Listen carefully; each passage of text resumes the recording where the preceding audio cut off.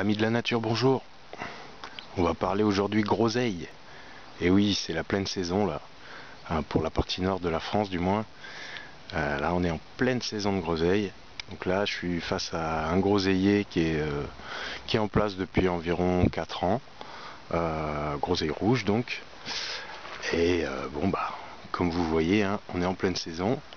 J'ai fait une cueillette hier, j'en ai fait quelques pots. Je vous expliquerai par la suite comment je les prépare, comment je les mélange. Donc là, il y en a encore pas mal. Donc c'est la période des récoltes. La groseille, c'est un fruit intéressant quand même.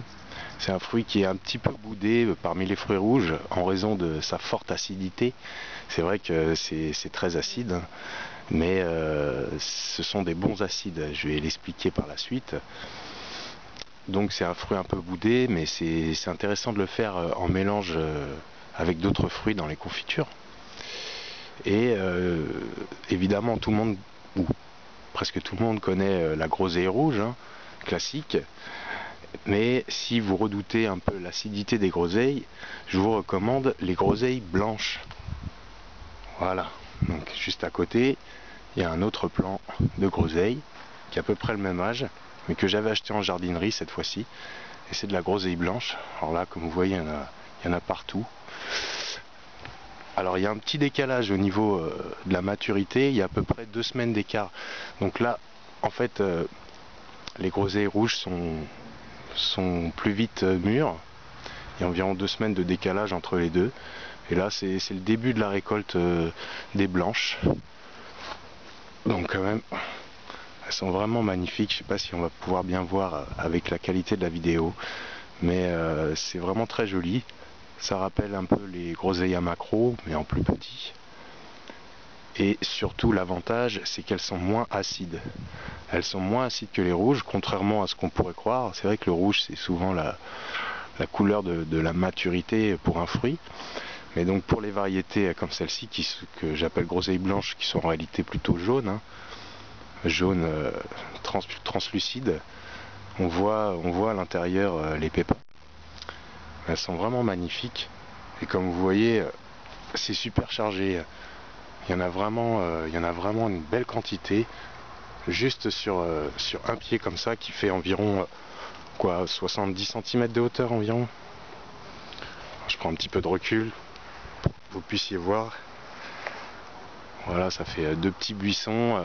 Alors je les ai taillés déjà en hauteur parce qu'en fait à côté j'ai une vigne que je fais grimper et que je voudrais qu'elle aille au-dessus. Du coup je les contiens, je veux pas qu'ils soient plus grands que ça. De toute façon ça dépasse déjà mes besoins. Alors, comme ça je peux en donner, c'est bien. Donc regardez, franchement c'est vraiment l'abondance dans ce petit arbuste. Et donc l'avantage, c'est, moi personnellement, c'est vrai que je suis pas un grand fan des groseilles rouges, mais celles-ci, je vous assure qu'elles sont merveilleuses. Il faut évidemment qu'elles soient à pleine maturité, hein. Qu'elles soient bien grosses. Si elles sont encore un petit peu vertes, ça va pas. Mais quand elles sont comme celle-là, cette petite grappe, là, elles sont vraiment superbes. Alors moi j'ai une petite. Donc si vous avez l'occasion de goûter les groseilles blanches, alors évidemment c'est plein de pépins. C'est un peu compliqué d'en trouver sur les marchés ou même encore moins dans les supermarchés. Donc le mieux c'est d'en mettre un plant chez soi si vous avez un jardin. Et franchement vous ne serez pas déçus. Niveau productivité, c'est vachement sympa. Et alors une petite recette de confiture, parce que c'est un petit peu compliqué de manger des grandes quantités de groseilles comme ça, c'est d'en faire un mélange avec des framboises et du cassis. Vous mettez un tiers cassis, un tiers framboise et un tiers groseille blanche, et ça fait un coulis merveilleux, une confiture merveilleuse. D'ailleurs, si vous voulez pas mettre trop de sucre, moi je vous conseille de mettre 20 à 30% de sucre maximum et de les congeler. Si vous avez suffisamment de place dans votre congélateur, vous pouvez toujours congeler vos confitures. Comme ça vous risquez ça permet de mettre moins de sucre et puis tout en étant sûr qu'elles vont bien se conserver. Et puis vous pouvez les conserver au moins 2 ans sans problème. Voilà, donc voilà pour les petits groseilliers, qu'ils soient rouges ou blancs. Donc blanc plus sucré et moins acide. Et puis au niveau des propriétés quand même des groseilles, de ce petit fruit du printemps, l'un des premiers fruits avec les cerises et quelques autres, les fraises, les framboises. En fait, les groseilles à grappes, elles contiennent des bons acides. Donc il y a les bons acides et les mauvais acides. Donc les bons acides, l'acide malique, l'acide citrique, tartrique, d'origine naturelle évidemment. Et en fait ces bons acides vont aider à éliminer les mauvais acides, comme l'acide urique et l'acide oxalique notamment. Donc c'est intéressant pour ceux qui font des rhumatismes, qui ont de l'arthrose, et ça va les aider à éliminer ce qui les enquiquine dans les articulations. Voilà, donc il y a aussi évidemment beaucoup de vitamine C dans les petits fruits en général et dans les groseilles en particulier, dans le cassis aussi en particulier.